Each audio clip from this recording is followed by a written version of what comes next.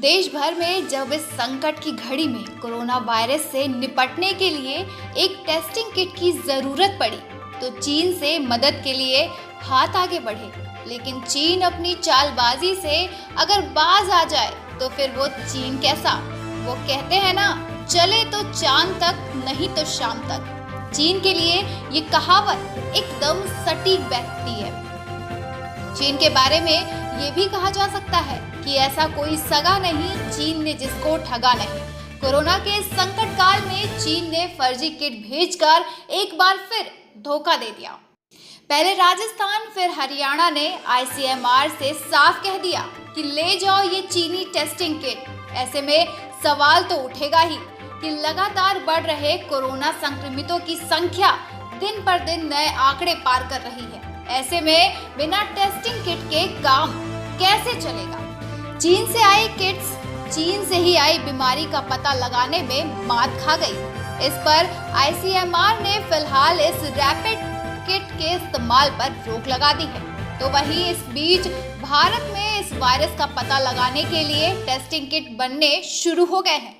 सिर्फ सरकार ही नहीं, कुछ प्राइवेट कंपनियां इस महामारी के समय काल में अलग अलग तरीकों से टेस्टिंग किट और वायरस का पता लगाने में अलग अलग तकनीकी का प्रयोग कर रहे हैं।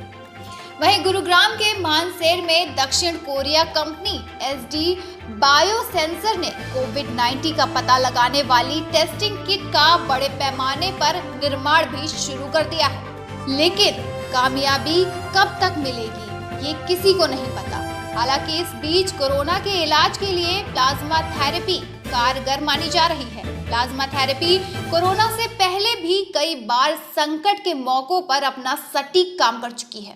कोरोना के जो सबसे सीरियस मरीज हैं, काफ़ी सीरियस मरीज हैं, उन लोगों के ऊपर हम प्लाज्मा थेरेपी ट्राई करके देख सकते हैं कि उन पे क्या असर पड़ता है। तो ये प्लाज्मा थेरेपी लिमिटेड बेसिस पे छोटा ट्रायल करने की हमें परमिशन मिली थी कि LNJP अस्पताल, केवल LNJP के लिए हमें परमिशन मिली थी कि LNJP अस्पताल के जो सीरियस मरीज हैं उनके ऊपर ये ट्रायल करके देखा जा सकता है।